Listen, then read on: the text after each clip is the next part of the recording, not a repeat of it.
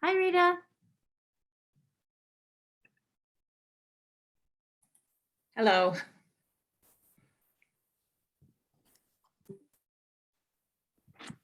So people are coming in.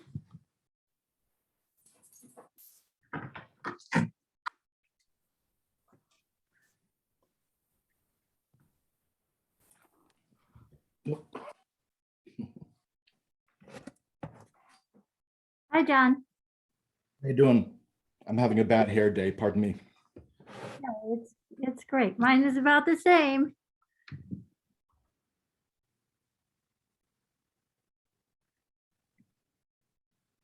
All right.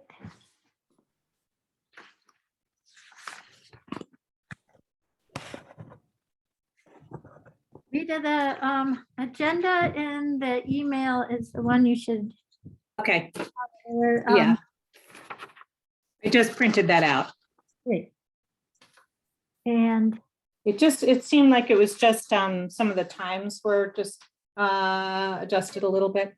yeah, because the time went through 6:45 and we're trying Oh. to have the hard stop at 6:30. Okay, good. I thought that was the case, but I had, so 6:30, the finance committee is meeting.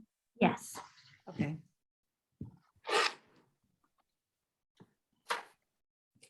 All right.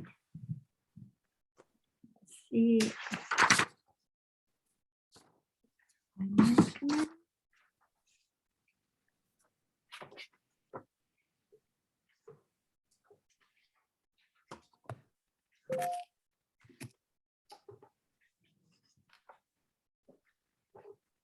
Any word from Melissa? No.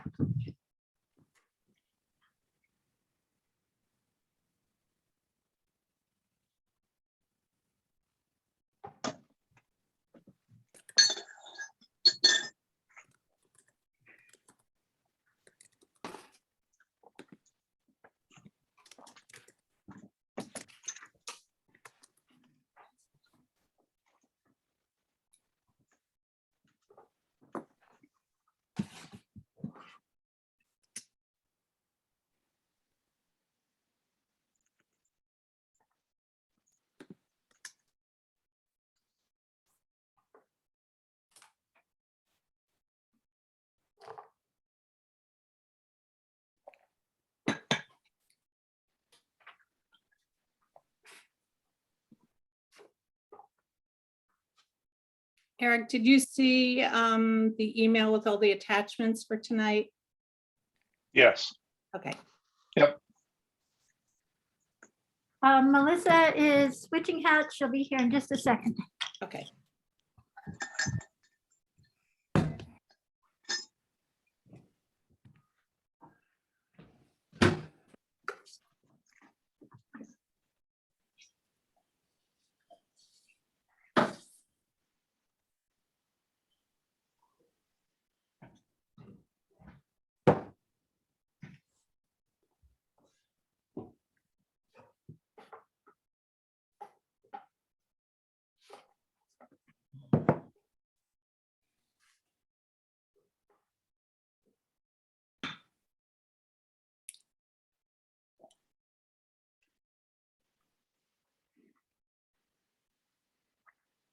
Here she is.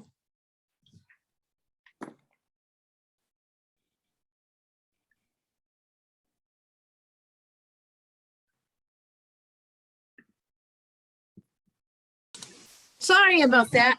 That's okay. I'm just going to go ahead and launch in, since we have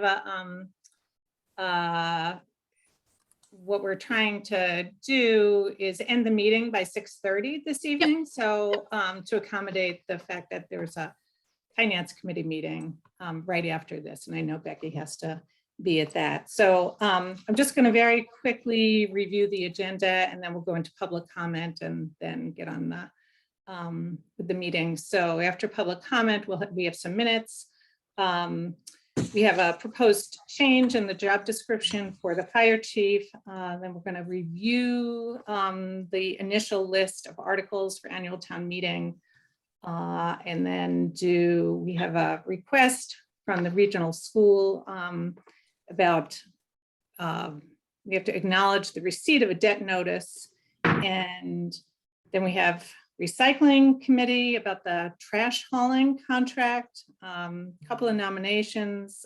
So appointments this evening for inspector of animals, and then a nomination for the energy and climate change committee.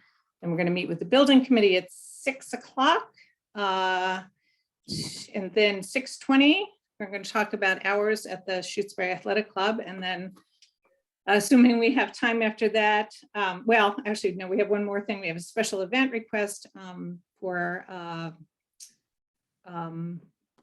a, not sure what to call it, a parade, demonstration, whatever, in town. And then I assume we might dispense with town administrator updates, Becky, tonight, unless there's something really pressing. So, Okay. Next week, so. okay, all right. So this is a time for public comment, and I see we have a couple of folks here who maybe want to make public comment. So John. Hi, thank you. I'm not as prepared as I could be because I just, like 15 minutes ago, came across an article in New York Magazine that spurred what I want to say. And yes, it's the same hobby horse that I rode last time I spoke at length to the board in October of 2020. And that is my request to remove the BLM. The article is entitled, dated yesterday, New York Magazine online, Black Lives Matter secretly bought a $6 million house, and allies and critics alike have questioned where the organization's money has gone. This is one of many reports that have come out on the press, not just the right-wing press, but the mainstream press, about the financial impropriety of the BLM Global Network Foundation, which was incorporated as a 501c3 in December of 2020. Since then, there has been no accounting, no filings as required by law. There is no knowledge of running the organization or where its offices are.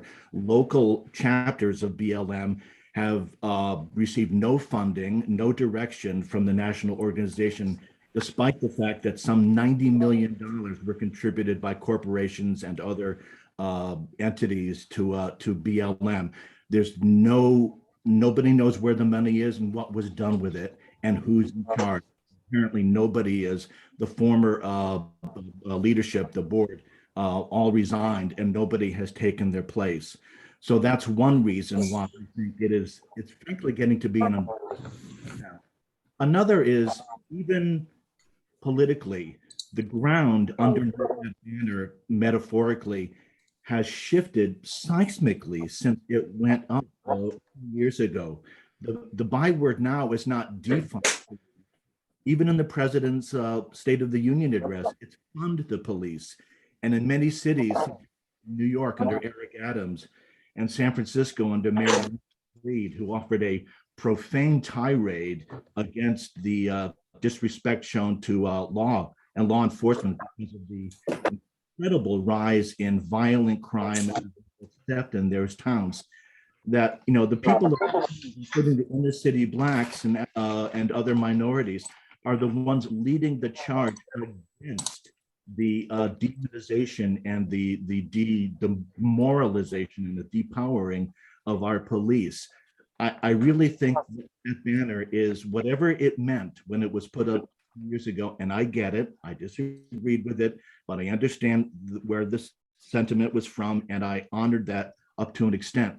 But it doesn't mean that anymore. It really is a relic. The message has become threadbare, and I really think it is time for the good of the reputation of the town that the thing finally be taken down.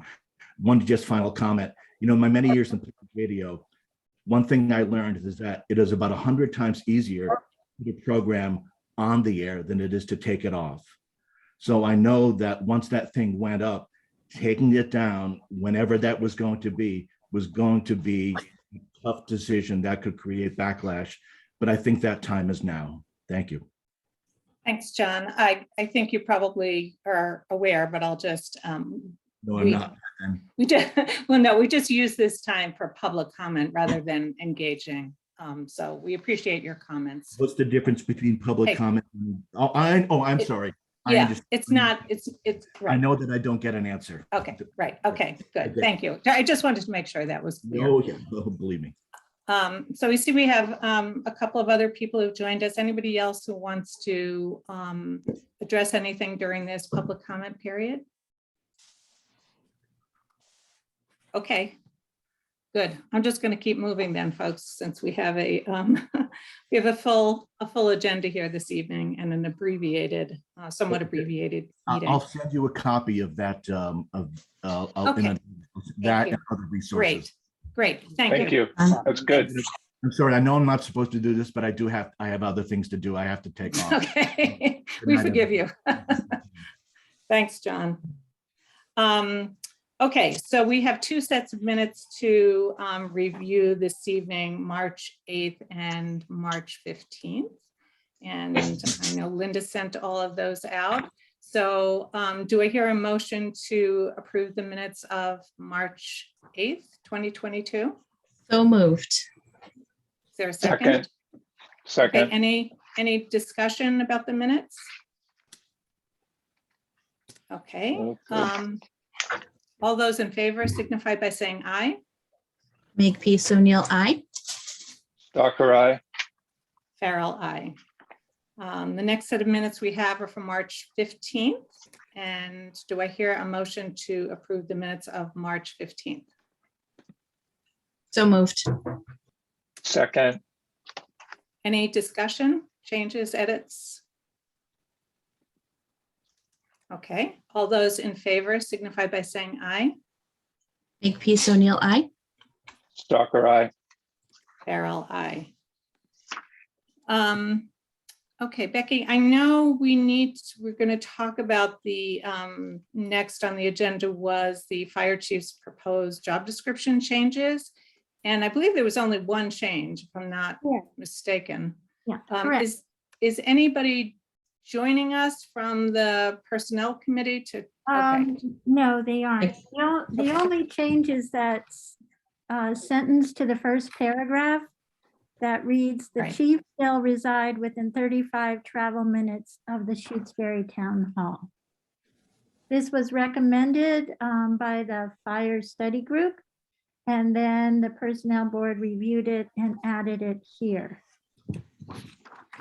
okay. And so what is the protocol here is that the select board then votes to accept this revised job description?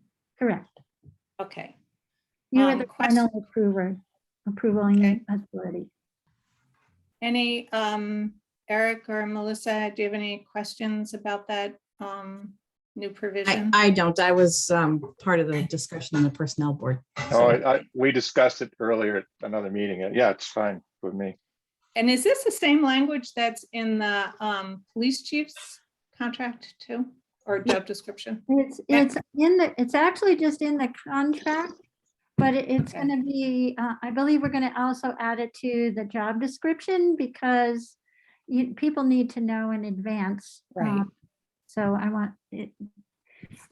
So I'm taking it, the police one back to the personnel board to get amended as well. Okay, all right, great.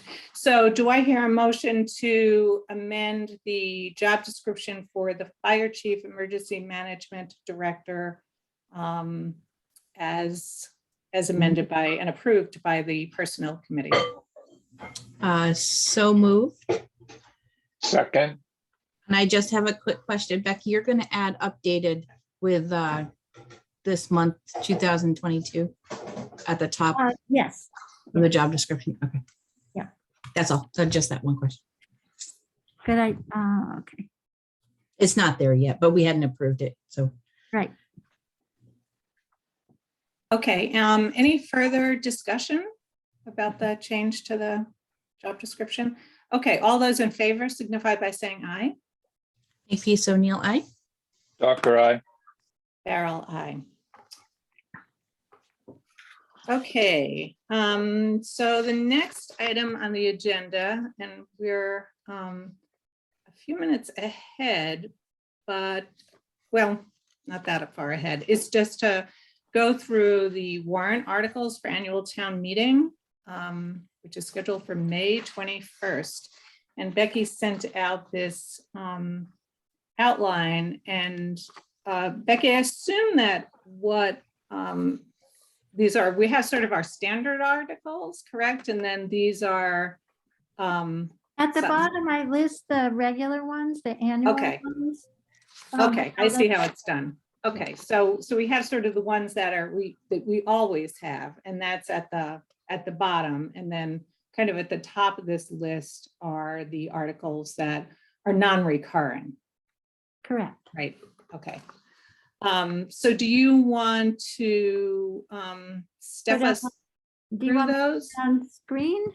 Yeah, that would Okay. be great. Oh. Okay, there it is. Is that big enough? Yep. Okay. All right, so the capital items have been all approved by the capital plan committee and been described to finance committee. And they will be reviewing on the 14th the full capital plan. And then on the following Tuesday, they will meet and work out the funding for each article. So these articles are not yet written, but they will be upon, after the process of the finance committee is complete. And I just wanted the select board to be aware of what is coming. I did not add the library. The library $25,000 funding was also approved by capital plan, but it's up in the air. They aren't certain yet whether it's going on the article or not, on the warrant, because of the uncertainty with the grant funding. But it has been approved. CPC has three- Becky, can you just stop for 1 second? Because I want to make sure I had these dates correct. So on the 14th, the FinCom and the Capital Planning Committee are meeting to review these capital items, right? I don't think capital plan's going, they're only the capital, the finance committee is reviewing the capital plan. Okay, okay. And then on the, you said on the following Tuesday, which is the 19th, what happens then? They will be, the finance committee will be going through each article and voting the source of funding. Oh, okay. And that's, when you say going through, that's for capital items or? Yes, they'll determine, whether the dump truck should be borrowing or if it should be capital stabilization or. Okay. whatever. Okay, great. I don't want to hold you up. I just wanted to make sure I had those dates right. Oh, no, that's great. And I'm glad Paul is now here. I think he's here. Okay, I need to send this to Paul as well. Okay, then on the zoning front, two articles. So the that- CPC has 3 projects. Yeah, would yeah. you like to describe what they are, Rita? Sure. And Linda, if I forget anything. So the 3 CPC projects are the acquisition of property on Pelham Hill Road, improvements to property Kestrel Trust. And why am I forgetting the third one, Linda? Historic Guide Board. Oh, the Historic Guide Board, how could I Restoration. forget that? And Yeah. then the restoration of the Historic Guide Board in the center of town. Right. And there's also an article under the administrative, I guess it's administrative, of relocating the already approved community garden to Lot 032 rather than behind Town Hall. So we have to vote that because the original article cited said that the garden would be sited behind the Town Hall. Okay, so there's actually 4. And 4. Yes, Yeah. there are. Yeah, actually 4. Yeah. Good to know. Thank you. All right, and then the administrative articles are here every year. They include how the funds are allocated to the housing and recreation and open space, Historic. as well as Down to your left. the administrative funds. About $2,500 is allocated annually for work that might be needed by the CPC. And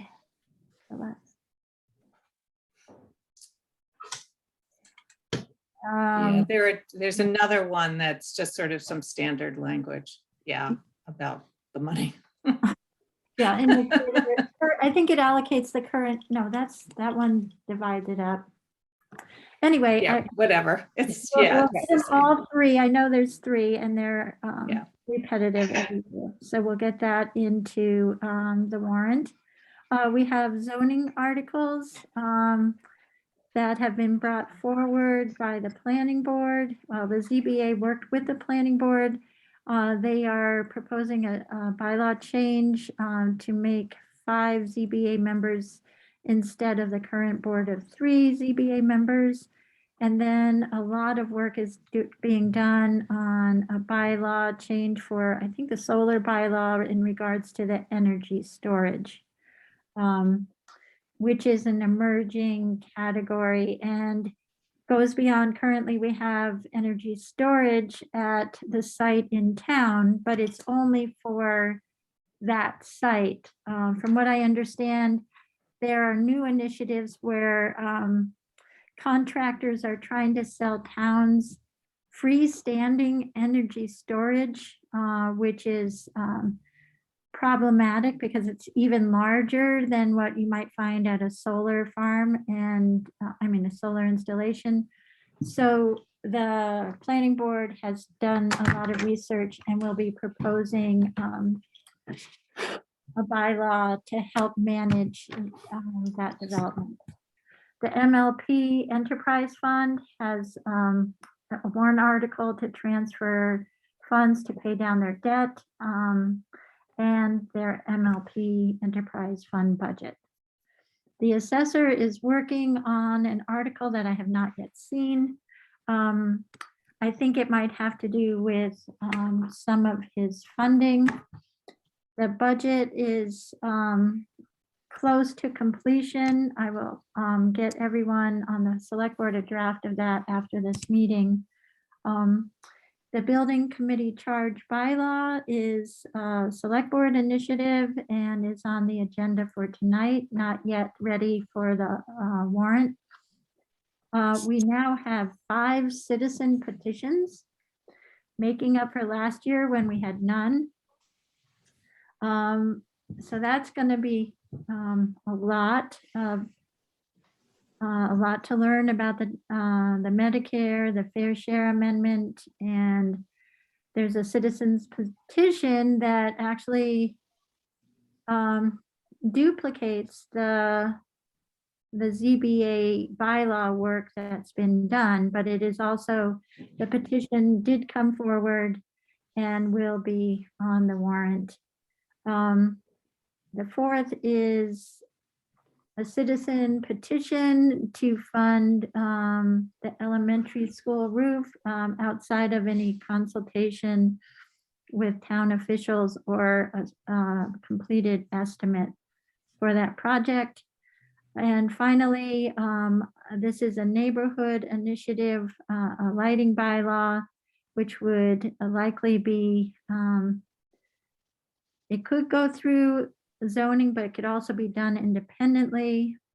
I think Jen was encouraged to do it independently, and it's in regards to having a neighbor whose lights are extra bright and shining into a neighbor's window. Then we have all the annual articles listed below. I don't know if you want me to go through them, but to hear from boards and committees, we have traditionally had that as our opening article. The regional school assessment formula, which this year is going to be 100% statutory 5-year rolling average.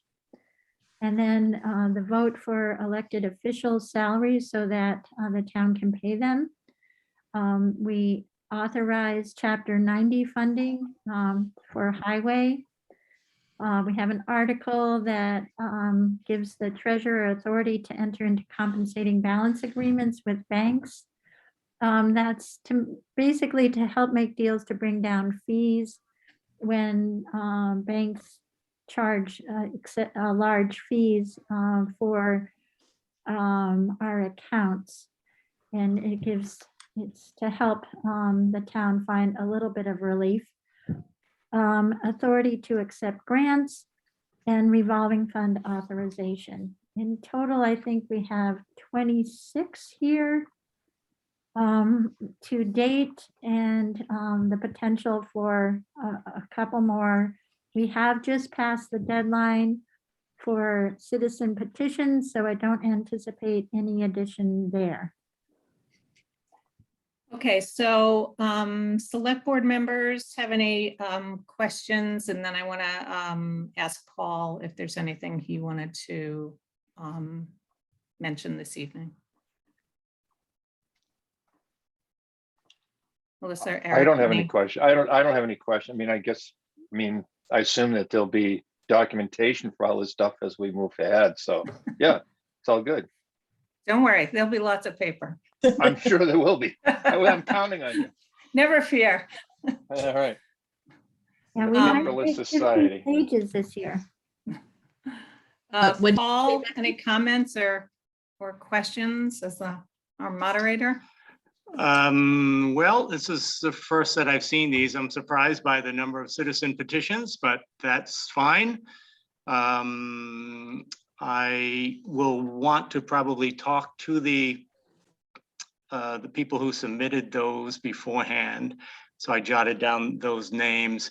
Maybe one of you can answer the question about whether the lighting bylaw citizen petition, since it's a bylaw change, would that require a public hearing beforehand?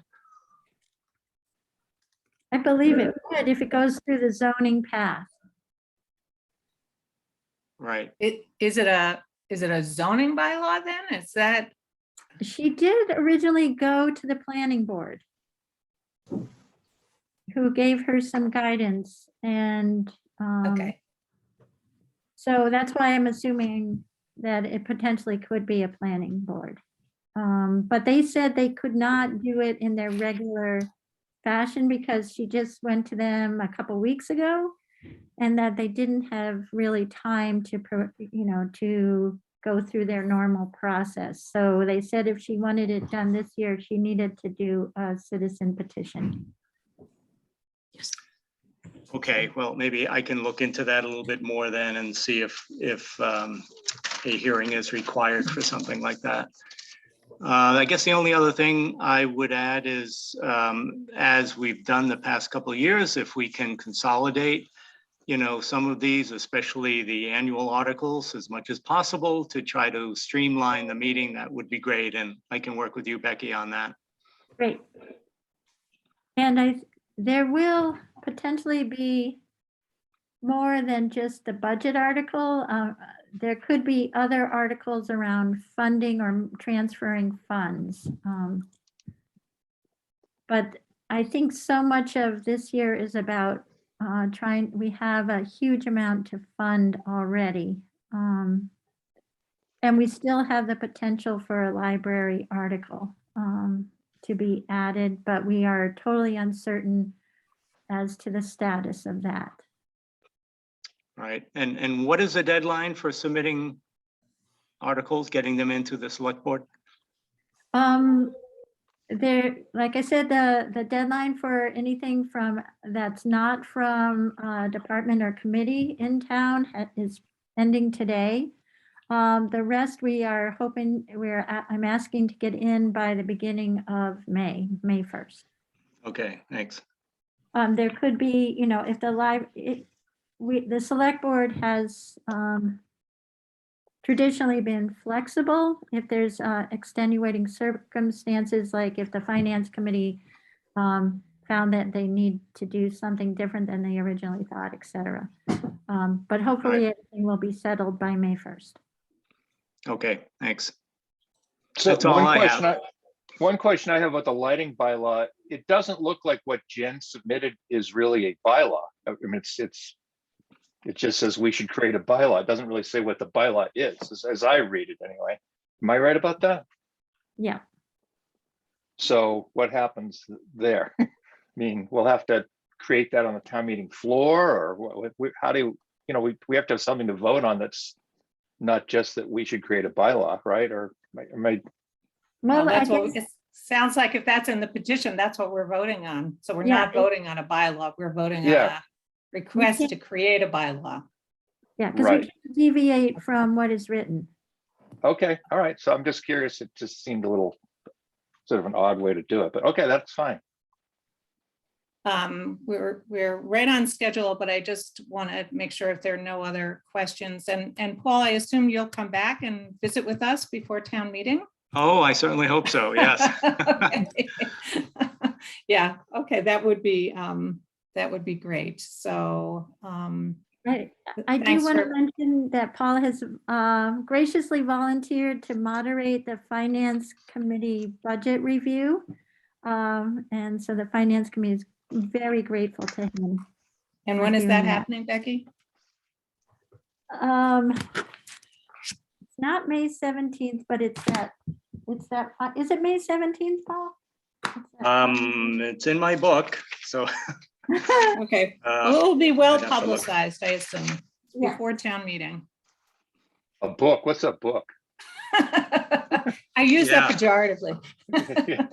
Right. It's the 17th, yes, right. Okay, And it is- actually, I did have one other thing that I wanted to mention. In reading some of the other moderator comments around the state, I know some of them have a session beforehand just to kind of go over the warrant, for the general public, so that they come to town meeting a little more prepared about, what's what, what this article means and so forth. I don't know, maybe we don't have time to put that together this year, but if we do, I'd be interested in doing that.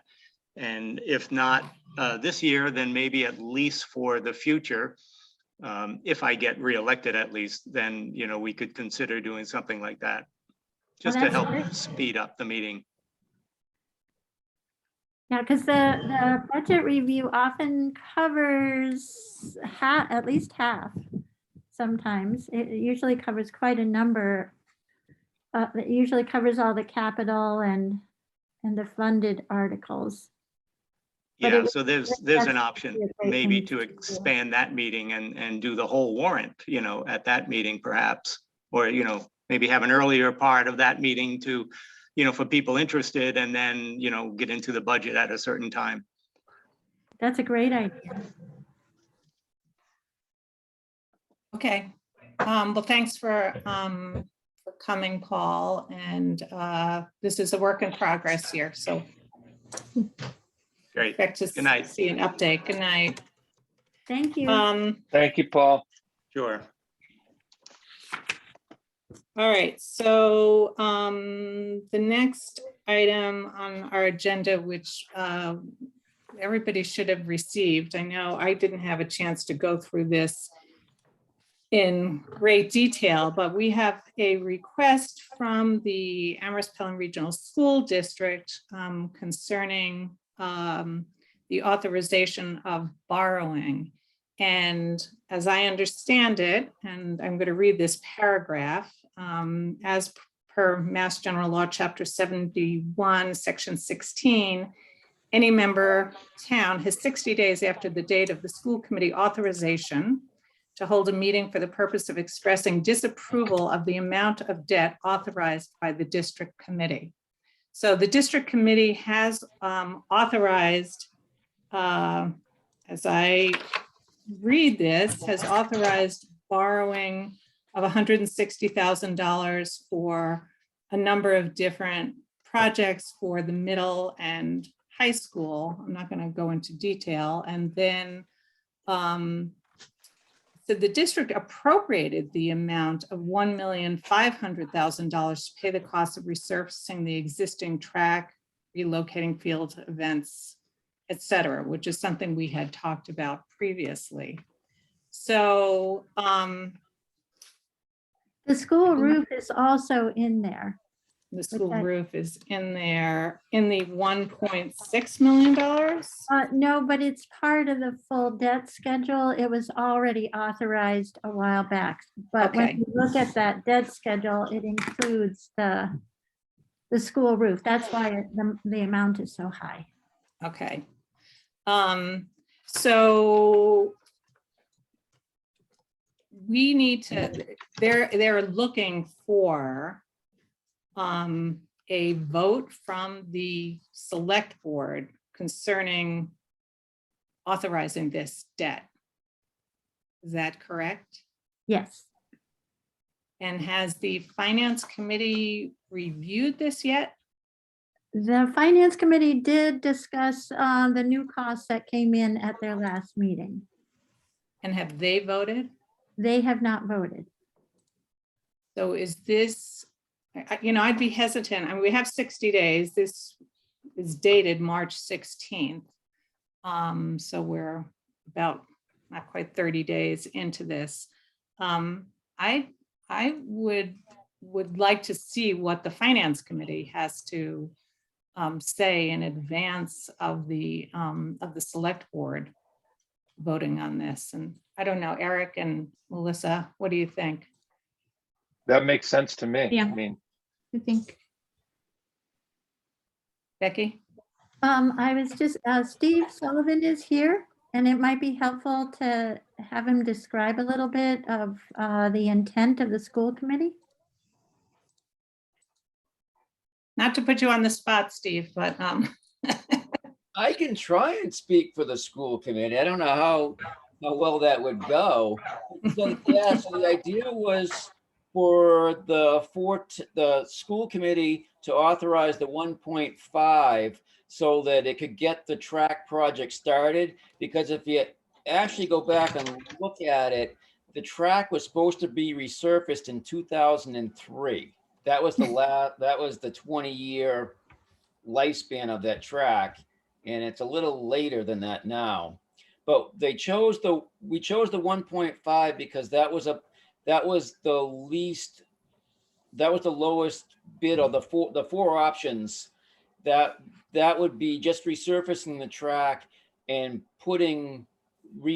resurfacing the grass field that's there now. And the hope is that by doing this, that we can get some fundraising going, because there's been a lot of groups and teams that would like to see a turf field.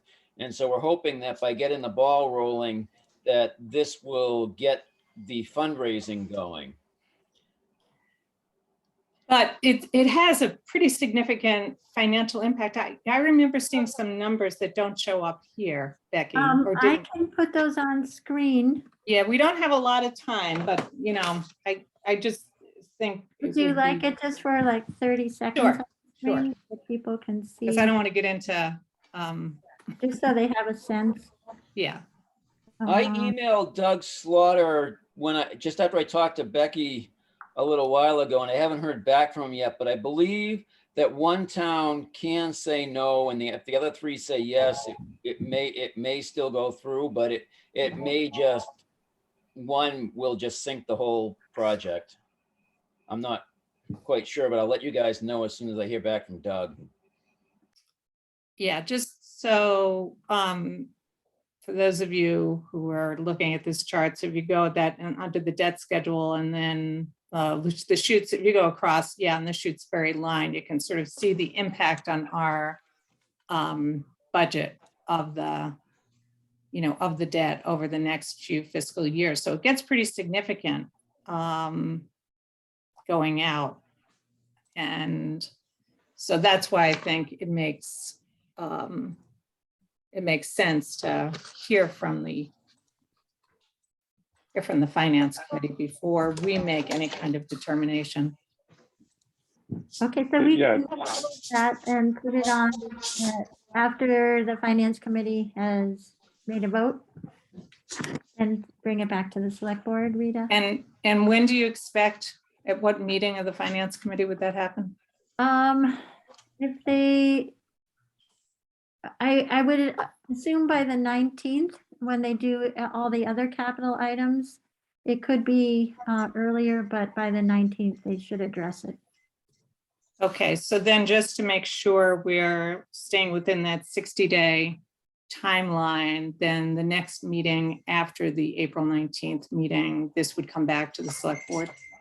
Yes, and I think it's the 26th. 26 is right. Okay. Okay, And does that Great. keep us within 60 days? yeah. So, April 15th, yeah. That's fine. okay, so the April 26th meeting then, and then Steve, you're still there. And then we would have clarification about what happens if one member town doesn't vote. You'll have that clarification tomorrow at the Okay. latest. It Okay. actually has to be proactive. The town has to vote it down. For otherwise, it doesn't matter. If we just let it be, If we just let it be then, so we want to take a vote, right? a town, we want to No, hear, no, just the select board, right? We have to acknowledge this, right? Yeah. Okay. All right. But we will not do that tonight. Okay. Sticking right on schedule here. So the next item on the agenda is we have the recycling committee, and I don't, you don't call yourself trash, do you? Recycling and trash, whatever. Recycling and Solid Waste Committee. Solid waste, right. Solid Okay, waste. thank you. That's right. With some late breaking news about a contract. So I'm going to hand this Yes. off to Gary and Merrill from the committee have. I will give you the joined information. us. Yeah, Okay, I'll give you the information. So we went out through an extensive RFP process to try to get as many bidders as we could for the town's solid waste hauling contract. We got 2 bidders, Casella and USA Waste. And in addition to the RFP for trash hauling, we added an amendment to request pricing for trash disposal. Our current site, which is CEP down in Agawam, declared bankruptcy, and they will be bought most likely by USA Waste probably around April 15th. So we needed to have a place to take our trash after it's been picked up. So I'm going to tell you about both of those things. The process we use, Recycling and Solid Waste Committee, we got together, we reviewed, we had a formal bid opening, but only opened first the technical proposals. We reviewed all those submissions. We made sure they had the necessary forms for insurance, tax compliance, et cetera, and they both met the minimum requirements. Casella proposed the pay-as-you-throw bag at the curb manual collection system that the town has now. And they proposed using 1 truck and doing the collection over 2 days. So they're going to do it Tuesday and Wednesday. USA Waste proposed using the large plastic toters that you see around Amherst with automatic collection at the curb. And they proposed to use 2 trucks and collect it on 1 day. The committee talked about this extensively. We felt that there was some real issues with people with long driveways or not living or having to get their large toter up to the end of their roads certain times a year. And we voted and ranked the 2 nominees, and Casella came up with 5 yeses and 1 abstention. USA Waste came up with 5 noes and 1 abstention.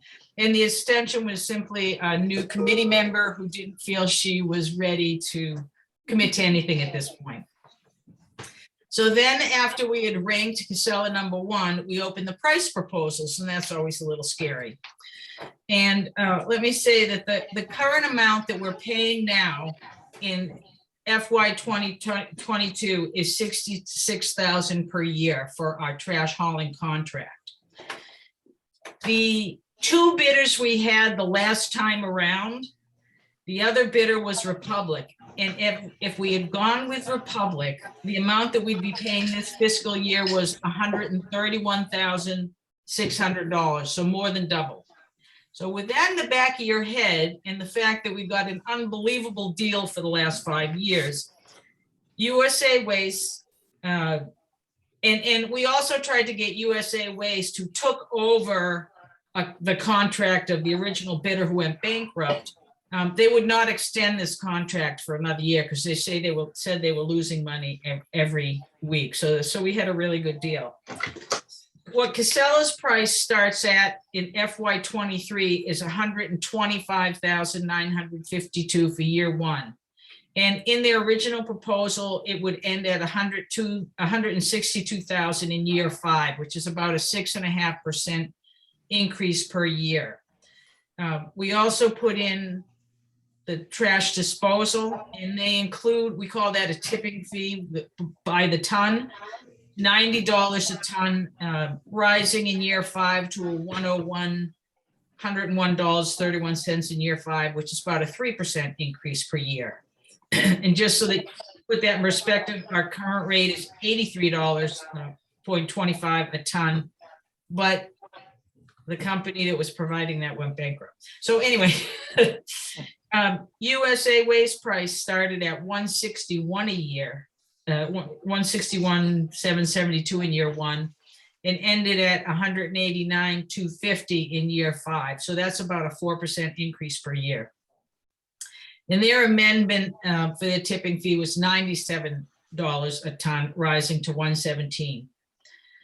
So just right off the bat, our first choice for technical proposal was also our first choice for cost proposal. And the type of service, the scope of the service is what we wanted as well, which is to basically keep things how they are now. So Becky had spoken with the select board chair and got approval for us to just start negotiations with Casella, primarily to answer a few questions we had with their proposal, just technical little things. And then also talk about that 6.5% per year that they were increasing the contract. And Gary Bernhardt, Becky and I met with 2 and 3 representatives on 2 different times to do these negotiations. The first negotiation resulted in clarifying our questions about the proposal, and then trying to get the annual increase lowered. And we got our questions answered, and Casella came back with an offer of a 5% increase per year. We felt that was still too high and asked for clarification on the fuel adjustment formula. So after our second negotiation, we landed at what we felt was a more fair 4% annual increase. We all agreed to that. We're waiting to get that in writing from them now, but I'm fairly confident that they will send us that 4% per year, which is more reasonable than 6.5% per year. And we're also waiting for them to just show us a comparison of the way they calculate their fuel adjustment formula versus the one we proposed in the RFP, which is the one used by Mass DOT. So once those two things are clarified, based on the ranking with Casella's technical proposal and low cost of the proposal, the Recycling and Solid Waste Committee recommends that the Select Board direct the town administrator to prepare a contract with Casella once we've answered those 2 questions. So that is our first ask. The second one, the contract for trash disposal, since CEP went belly up, USA Waste, who's our current hauler, is offering the $97 a ton to use their same facility. And to do that, we figure that's between now and the end of the fiscal year, June 30th. That would cost about $1,000 in excess of what we're paying now. Casella has offered to do the $90 per ton tipping fee through the end of the fiscal year, which would cost us approximately $491 for the end of the fiscal year. So again, we recommend accepting Casella's proposal and seek permission from the board to have the town administrator, Gary, and myself, get that contract going as fast as possible so that we can nail down that $90 rate. And we don't feel that we're going to have a big problem with USA Waste going to Casella's facility. They already do that. And in fact, the distance from here to the location in Holyoke where they collect it is physically closer than the one they go to in Agawam. So they will be saving money. So it's a benefit for USA Waste to accept this. And it's in their contract as well that if something changes, then they need to. So Gary, do you have anything else that you want to add to that? No, I think you covered it really well. Okay. Yep. And yeah, Becky? I just wanted to point out that the negotiation down to 4% over the 6.5 is savings over 5 years of $34,930. So it's not insignificant, and great job to Meryl and Gary. Thank you. And thank you, Becky, for your Thank you. help. Yeah. It was a Very good much. team Thank you. effort. It really was a good team effort. So I had a couple of questions, and then I want to see if the either Eric or Melissa have questions too. So you've reviewed this with the finance committee already? We're meeting with them next. Okay, But they have an idea. I have been in constant touch with Jim Walton, so he's got okay, some idea of the numbers. I asked him to hold on to that for a little while because, you know, I felt that we didn't have all the numbers yet that I wanted, and we wanted to speak to you before we talked to FinCom. okay. Well, it seems to me we have not a lot of choice here, you know, that we went through this competitive bidding process, and while the, you know, the amount is sort of shocking at double what we're paying now, I think, as you pointed out, Meryl, we had a real bargain. And Right. It's not so shocking when the alternative from last time was already more than what our starting point is now. We just had a ridiculously good deal for 5 years. but just in terms of process here, do we, if there are a couple of outstanding issues, and it hasn't been reviewed with the finance committee, do we want to take a vote tonight, or it just seems a little bit premature, but correct me if I'm wrong. Becky? Yeah. And It's we're up- meeting again next week. We're Yeah, meeting it's next up to week. your comfort level. I think I think at this point with everything, you know, if everything is contingent on nothing changing, you could vote it contingent on all things staying as Meryl has represented them. Or you can wait till next Tuesday. It's your choice and your comfort level. But typically, we haven't gone to the finance committee for any approvals on contracts before that I can. Oh, I see. Okay. It's more informing them as they're going through the budget process. Yeah, because right. it's the biggest budget issue remaining for them. Okay. All right, good. Thank you for that clarification. Meryl, I just want to check with Eric and Melissa just to see if you have any kind of questions or comments, and then I'll get back to you. Just one question I had, just a point of clarification. The 4% increase includes or does not include a fuel adjustment? I couldn't quite tell whether that It does included that or not. not. Fuel Does not. adjustment is No. a completely separate calculation. So it's And that's 4% plus almost- fuel adjustment. Correct, but Okay. if the fuel prices don't keep going up, then there shouldn't be an adjustment, but we don't know what's gonna happen with that. Can it adjust down? It can. Can, okay. Okay. Yep. Thanks. That was my question too. Yeah. Those fuel prices. Meryl, you had another comment? I just wanted to mention, so I mentioned there's 2 separate contracts here. One is for the 5-year solid waste hauling contract. And that's the one, it's up to you if you want to wait a week or not. We need to wait nonetheless till we get in writing the formal proposal again from Casella and better understanding of their fuel adjustment formula versus us. But I would recommend that you vote on having us go forward as soon as possible with the short-term April 15th to June 30th this fiscal year tipping fee, having Casella use their waste facility for USA Waste, because that's coming up so fast. And we actually got a really good deal on that ton price because they wanted to be nice to us. And they wanted us to like their longer, bigger contract. So they, felt in good faith they would give us a good deal on that as well. And I don't want to lose that Yeah, opportunity. That's, by the way, that was $7 a ton less than USA was going to charge for it. So,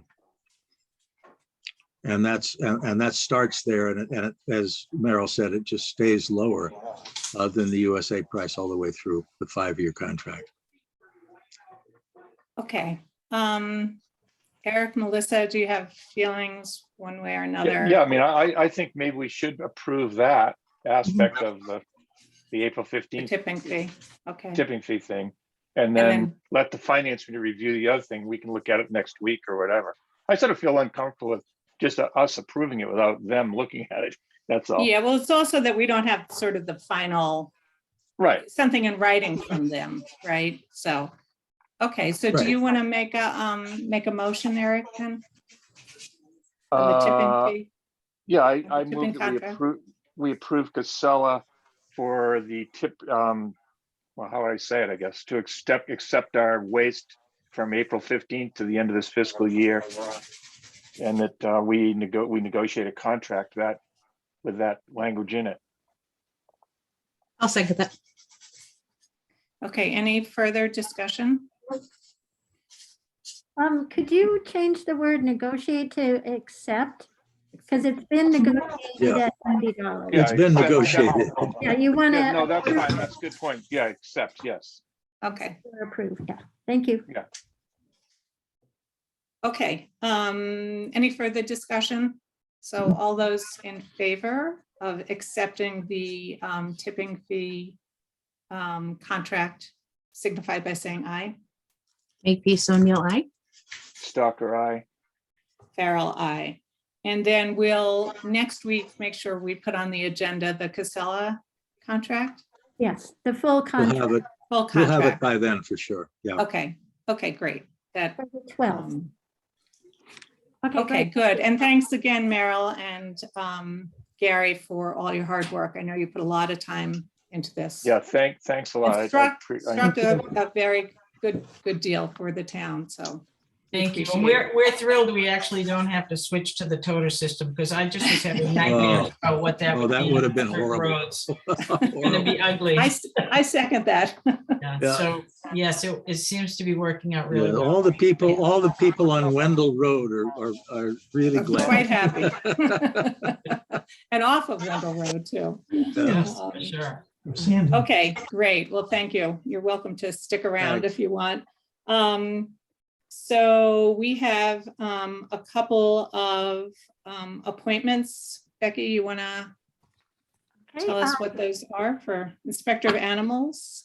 Nancy Long is our longstanding inspector of animals, and she also is Linda, I'm going to ask your help on this. She holds 2 positions in town. She's the yes. Inspector of Animals as well as Animal control officer. Animal Control Officer. What's coming up for needs to be done now, well, both need to be done now.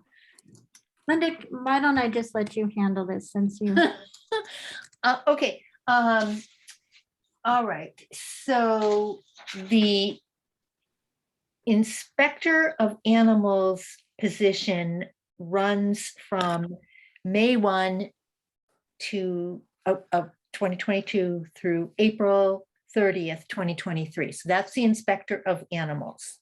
So you have to do that one.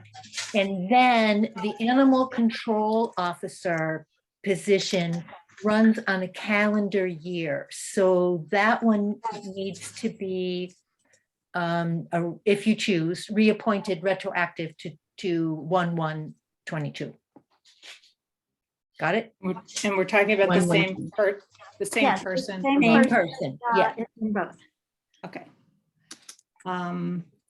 Okay, and Nancy's been doing it for a while, correct? Yes, she has. We had another person that was helping with the animal control piece, but Nancy took that over when she wasn't available. So do I hear a motion to appoint Nancy Long as the Inspector of Animals? So moved. Second, Okay, any discussion?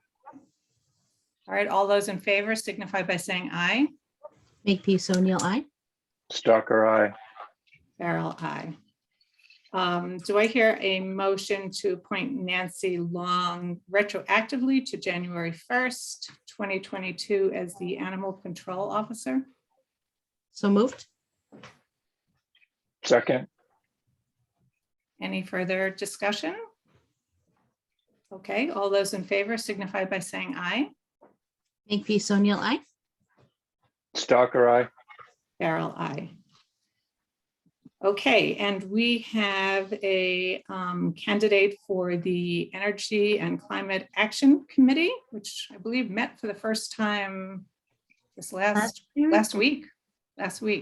So Gail Fleischaker is with us this evening. And Gail, if you want to just take a couple of minutes and tell us about your interest in the committee. Yes, I'm interested in particular in solar on municipal buildings and decreasing the use of electricity, increasing the production of solar electricity for the town.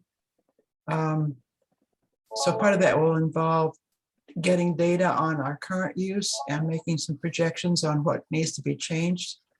And also investigating incentives or discounts or funding sources for programming that would accomplish both reduction of use and increased production.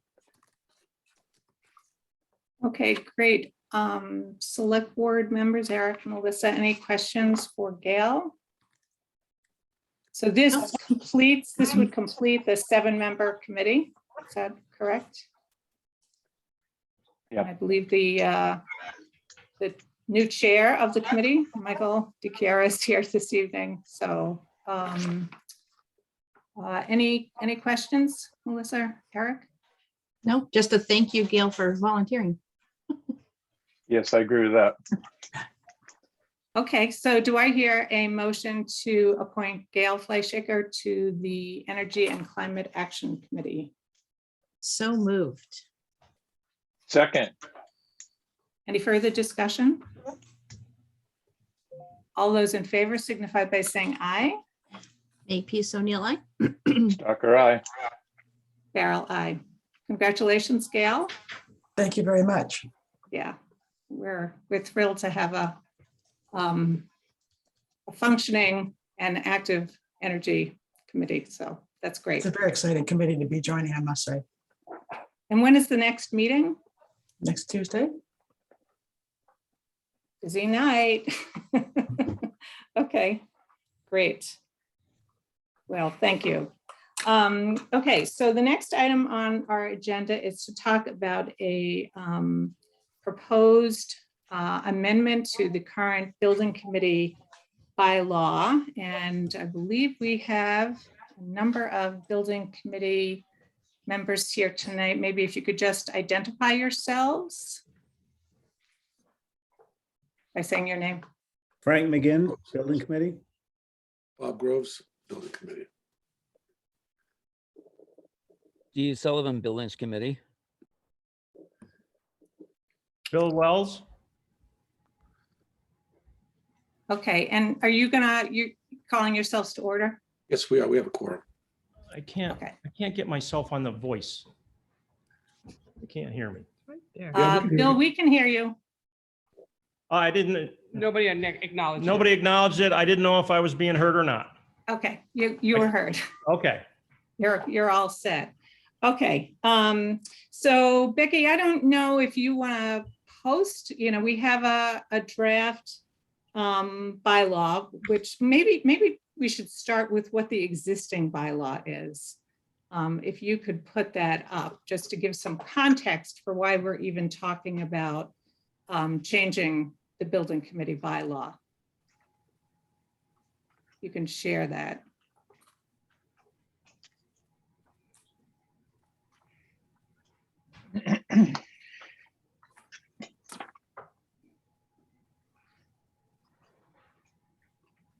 If that's a problem, let me know, and I'm just going to keep going.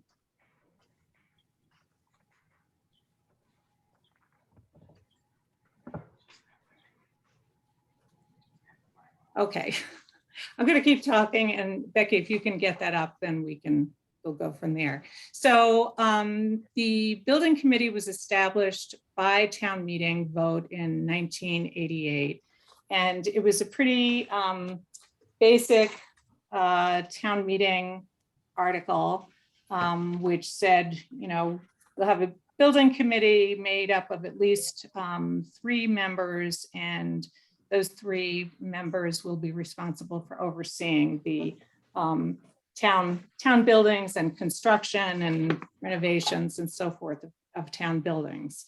And over the years, taking care, our buildings have aged. The complexities of construction and changes in code and so forth have really, and having aging buildings has really required, a level of attention that I think warrants us taking a look at the building committee, town buildings committee bylaw, and getting a lot more specific and getting, broadening the level of expertise that we have, that we need in order to attend to the buildings. So I took it upon myself. We had a meeting back, I believe, in November with the buildings committee, and then some subsequent conversations that kind of amongst the select board members about the need to have a better defined bylaw. So I took it upon myself to draft something which was reviewed with Becky and was sent out to all the building committee members. So what I want to do this evening is first have a discussion about having amendments to the building committee bylaw and get some feedback from both from the select board members as well as the building committee. And then we can discuss some details in the remaining time, which is not a lot. I don't expect we're going to be voting on something this evening, but rather it's getting an overview of the bylaw and what kinds of things that the building committee might be interested in seeing. So everybody looks sideways. That's the the original article. I think we're good, Becky. At this point, I kind of covered it. So I'd like to move to the draft amendment to the bylaw and open it up for comments. Eric and Melissa, if you have any comments, and then hear from the building committee. I have that up there ready for you guys. Well, the one comment I would have, it does seem to address what I saw the biggest problem with the old bylaw was that at that same town meeting, we created a building committee that was in charge of all construction, and 2 articles later, the town had a school building committee created. It was in charge of building the school. So it was a little unclear to me who was in charge of what. And this new bylaw does does propose to make that change, so it's very clear. You know, a little more clear anyway, what, you know, what people are in charge of and so forth.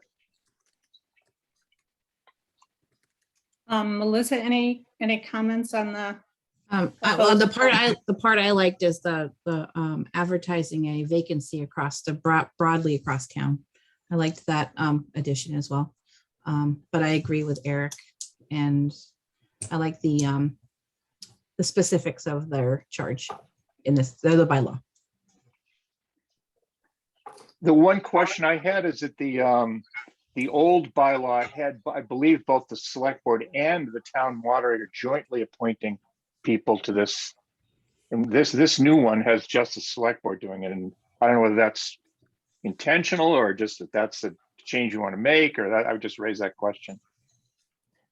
Well, the practice was, I mean, the bylaw did say that the town moderator did appoint it with the select board, but the practice was that it was always just the select board. So that's yet another reason to clarify it. It was unclear why the moderator. The moderator appoints the finance committee, but why the moderator was involved in appointments, I don't know what the thinking was in 1988. And the former moderator never knew about that. Yeah, there you go. I don't think the present one did either. Okay, so like to hear from the building committee. Does anybody want to speak? If you could use the raised hand feature, that would be easy for me because I can't see the whole screen. And but I did see Bob's hand that you held your hand up, and then Frank. Okay. Go ahead, Bob. Hi. I just want to point out what I think happened was in recent history in the town vis-a-vis the building committee was that first of all, we had some difficulties getting quorums. We had some technical issues because of COVID related changes, shutting down town hall and going to Zoom, so forth. But we also had some members that were not showing up. So I wrote to the select board, and I'm sure you remember this, those of you who are on the select board back in, I think in 19 to 20 and 21. And I did express some concerns about that issue. But also the issue was that we were being sidelined, the building committee was, and I felt that was not proper, and it was harmful to the interests of the town. And I wanted this, I asked the select board to support the building committee.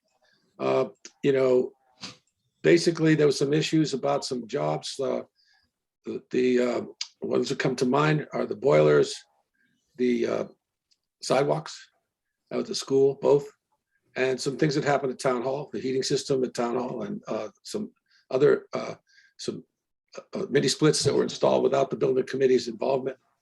And so I tried to make the select board aware of that, and I asked the select board to support us according to the mandate that we had from town meeting, which is the bylaw as far as I understand it.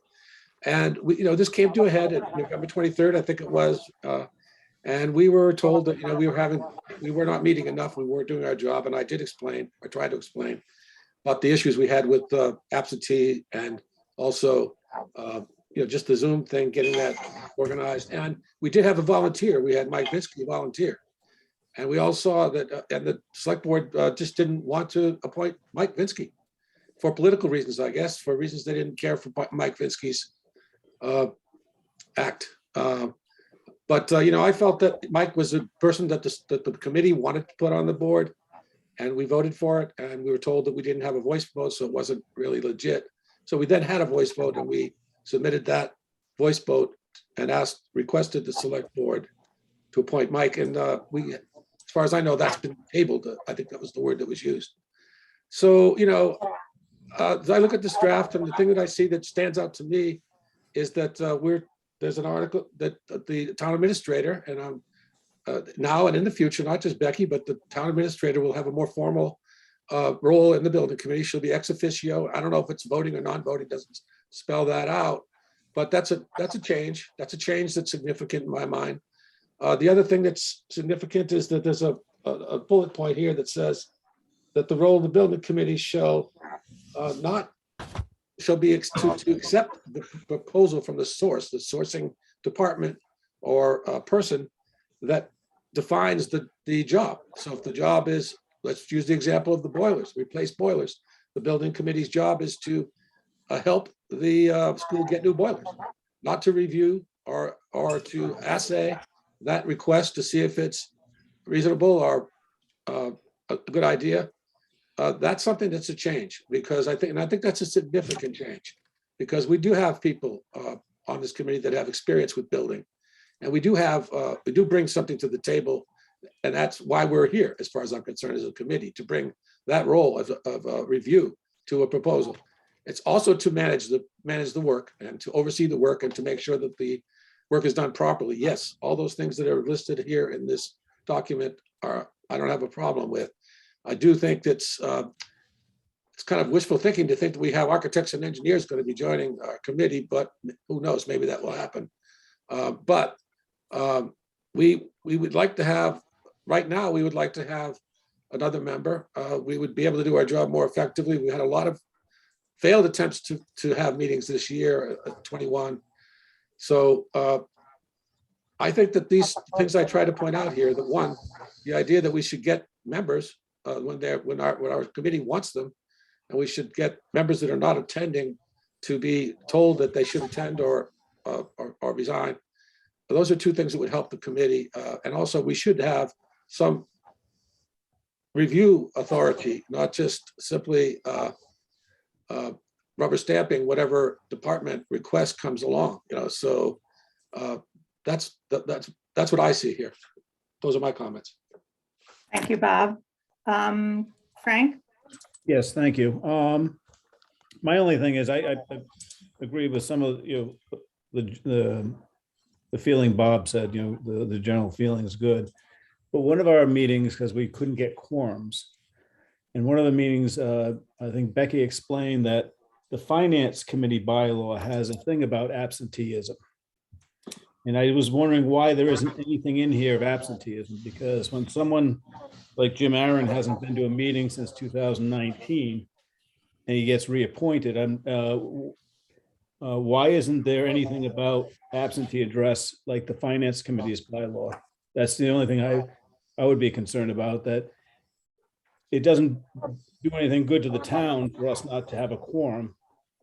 And so I just thought that should be in there also, something about, from the finance committee's website, a member absent for 1/3 of the meetings in any year of their term may be removed by a majority vote of the committee after due notice that member of the impending removal action.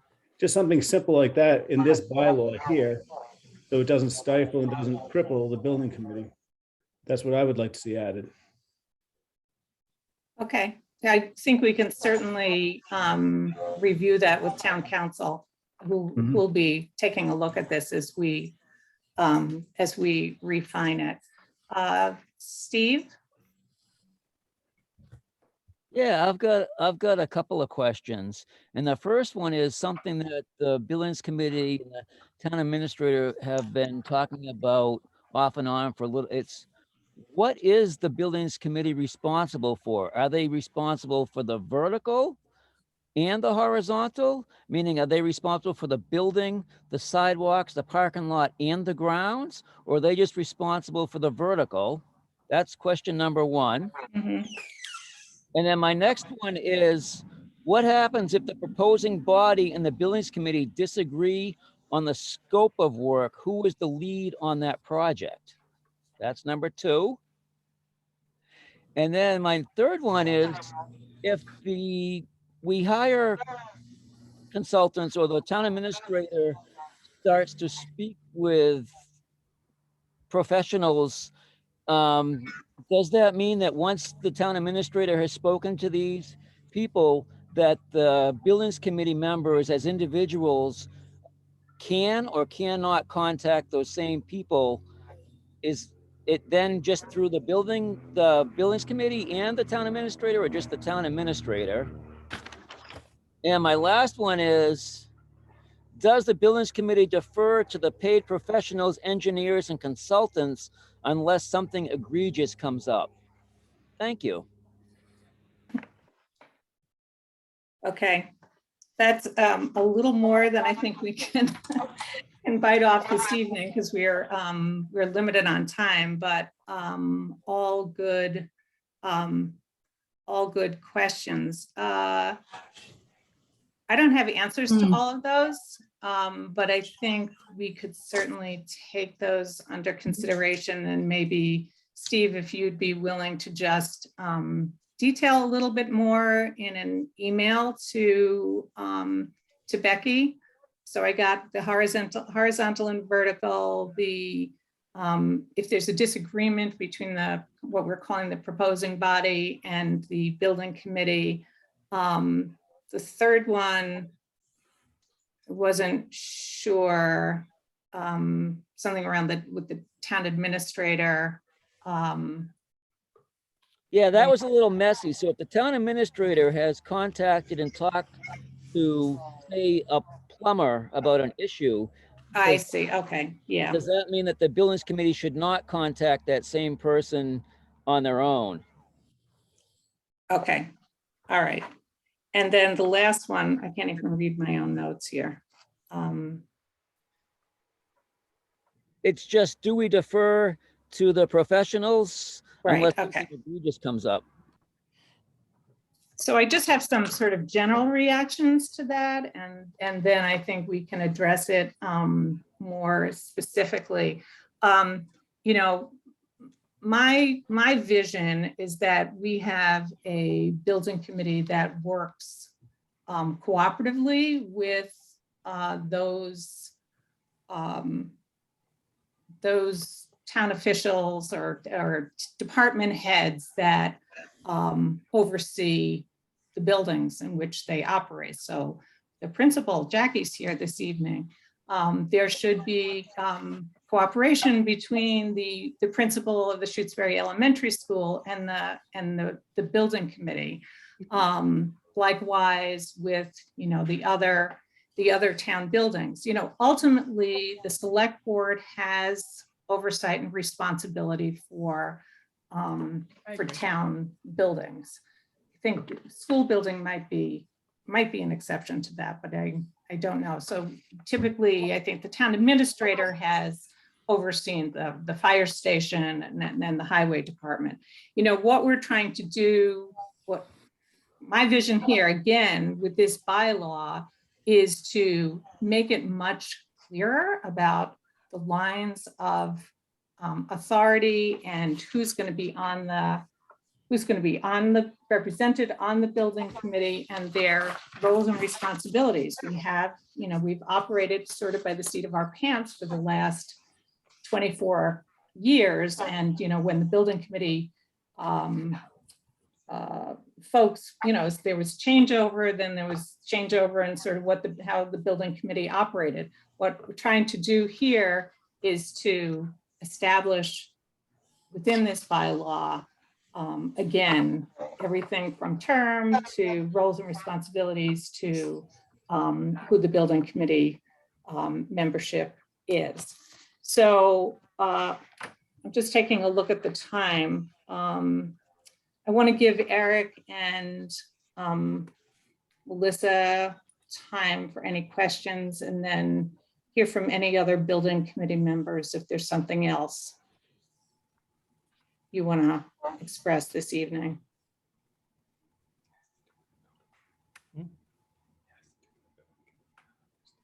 Yeah, I mean, I think we should look at the general, we should look at these questions that the building committee has raised, that the people have raised. Like, for example, I like Frank's idea about like the finance committee. If you haven't attended meetings, the building committee can, or whatever, we can get, people can sort of be forced to resign, if you will.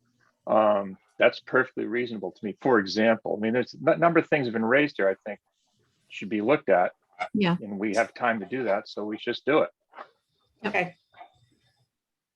The other committee that has that, that Eric is the Council on Aging, has an attendance in their church too. Okay, so I think we could put that into the bylaw. Again, I just want to make sure town council is Oh, yeah. fine with that. Jackie Mendoza, who's the principal of the elementary school, I see your hand up, and since you represent the probably our most valuable asset, it would be great to, and have had issues, obviously, with the building. If you have a couple of comments. Yeah, I have a couple of comments. I don't want to take up much time, but I don't know if this belongs in this this bylaw. So please forgive me if it doesn't belong in this. But for me, you know, as a person who oversees a very large building with a lot of different parts, something that would be helpful for me in this piece is identifying who department heads should contact on the buildings committee if they want to bring something up. So there's different things. So when I have capital planning things, I work with the school committee and the person on the school committee. In this case, it's Steve, and we work together and we bring it to the capital plannings committee and maybe something happens. But when I have a building thing going on, it would be helpful to have it very specifically spelled out who my main contact should be to inform this. Is it everybody? Is it the town administrator who is a member? Is it the chair? Is there a chair of the committee? But just very specifically laying out who I need to contact. Because what we've been doing for the past 8 years since I've been principal is like trying to get different people in on an email if we have a leak, or if we're having a boiler thing, or, you know, if we're having a major problem. So if it was just spelled out in a very clear way on like who I got to contact, or anyone for that matter, it would be super helpful. Again, maybe that's not part of a bylaw, maybe that's a process, that's a different document, but I just wanted to bring that up. Good, thanks. Anything else, Jackie? No, Okay. thank you very much for, I mean, this is super helpful for me to see. So thank you very much for just getting to see this document. Okay, so we have had a number of comments and suggestions ranging from dealing with absenteeism to negotiating the scope and securing contractors. So what I'd like to do is take a look at this document. If anybody wants to submit comments in writing, do so to Becky, and then it would be, we will revise it and bring it back to the select board for a vote. It would go onto the town meeting warrant. So we'll let you know in advance if it's going to be at next week's meeting or if it's going to be at the April, I believe it's 29th select board meeting. Becky, is that the one after? I see one more. 26. Okay, thank Yep. you. I see one more comment, Bob, and then I know we're trying to wrap up 6:30 because finance committee's meeting. We have one more thing to do. So Yeah, thanks, Rita. I just wanted to ask, from what your comments, I think I interpreted your comments as meaning that this means that the building committee will be dissolved. Am I correct in that assumption? we would approach it just as we did with the energy committee, which is we would invite all existing members of the committee, which we did with the energy committee when that was reconfigured, to submit. Okay. Yeah. The other thing I was going to just bring up, and just for your consideration, is that some committees in town by law are town employees are excluded from them because they want them to be independent from town employees and their interests. And I think that's a reasonable thing for the building committee. And I think that's something you should be thinking about, whether, what degree of independence the town building committee should have, since they're going to be responsible for buildings, and people who use those buildings, of course, they have great interest in the buildings, and they have, and they have their own perspective on what should and shouldn't be done. And so I think my view is that the building committee should have some independence from that, and that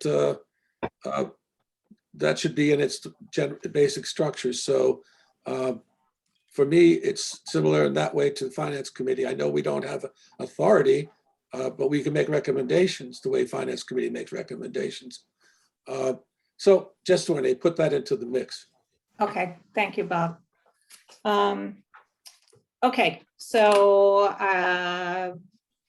this will come back and we will address the questions that were raised tonight if we believe that makes sense, and then have a vote. So thank you all for coming. And we have a couple more things which folks might be interested in hearing about before we wrap up this Building evening's committee's select adjourned, board meeting. By the way, sorry.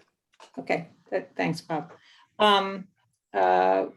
We have had a request from the Shutesbury Athletic Club to extend their hours for performance. So we have an existing memorandum of understanding with the Shutesbury Athletic Club. And Becky, did you want to say something? You're on mute.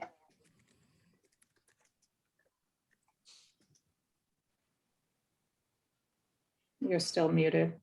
I'm gonna put the MOU on screen. The section that's being referred to is number 6.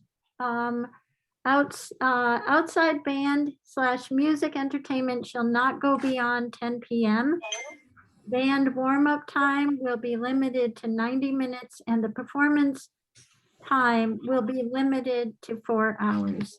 So at this point, we have had a request from a board member at the AC that the select board extend the hours that entertainment, live entertainment can continue into the night. I know the police chief is here and had a couple of comments. If you want to entertain those tonight, or if you feel we need to move this to the 12th. I'm feeling like we need to move it to the 12th at 6:31 now. I feel I couldn't vote on this evening. I would want to do a little bit more checking. I know that the manager said that they had consulted with folks who live adjacent to the Shutesbury Athletic Club. So I'd like to do a little bit more of my own research. Okay, and we might want to put out a letter or a questionnaire to people within a certain distance from the AC, just to get a wider base of feedback. I don't know, or just make sure that like we send out a notice and alert people to the subject being raised. So At the next meeting. Kristen? Yeah. And yes, I have already received some phone calls in the past in regards to, so when you're ready at the next meeting, just let me know. Okay. Eric and Melissa, how do you feel about us reaching out about this, that we've had this request? Does that make sense that we, people who are abutters to, or within a certain distance? Because the sound, I certainly hear it. I'm not I don't. I know it can be heard on Lady Slipper Lane too. So, Right. yeah, I think Be it's heard on New important. Boston Road too, just saying. Yeah, so yeah, I think kind of a broader outreach, Becky, Okay. about the change, and then trying to get some feedback in advance of considering this at the next meeting. It's only a week away. Linda, did you have something you wanted to? How could we get that? I mean, what's the vehicle by which we would encourage people to comment or whatever? I think we have to send a direct letter to the people within like a quarter mile or half a mile and get in a butters list, and as well as a town announce, but we can't count on that reaching that group of people. So I think So I don't think we can do it at next week's meeting. I don't think we have enough time. I think we need to do it the following meeting. Okay. I think that might be right. That's the And in 25th. the letter, maybe state that they can send an email. So if you know they can't attend or want to make it expedient, you know, they can Yes, send that's a an great email idea. response. Yeah.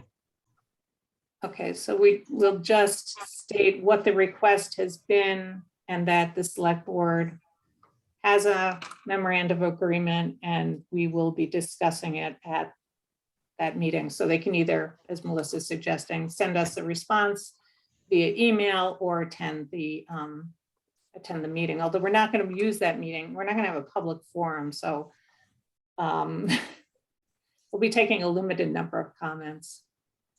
Okay. That's why I mentioned the email. Might Yeah, be, yeah. you know. No, that makes a lot of sense, Melissa. All right. Okay.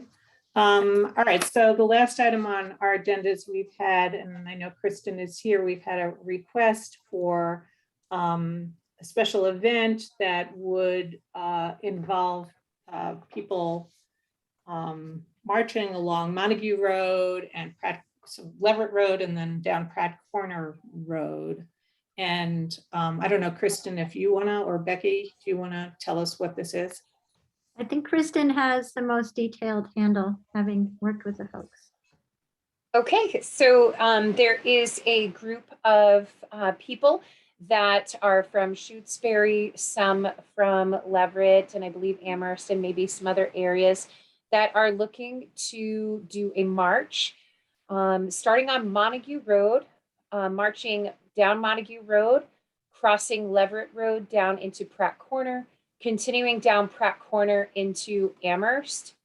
And they have requested that this event take place. They have promised that there will be no vehicles involved, so it would not be in a parade fashion. There will be no horse-drawn carriage. That was a question that they were asking if they could do. I did let them know that would then turn into a parade and they would have to hire a police detail for that. So they've opted out on that. There will be minimal noise, minimal chanting and yelling. In fact, I don't think there's going to be any at all. They might be carrying signs, and they want to have a peaceful march down into Amherst where they would be ending and having the end of the event down there with possibly tents and things like that. This is a Sunday. It's the day after town meeting. It is. Okay. Yes, it is.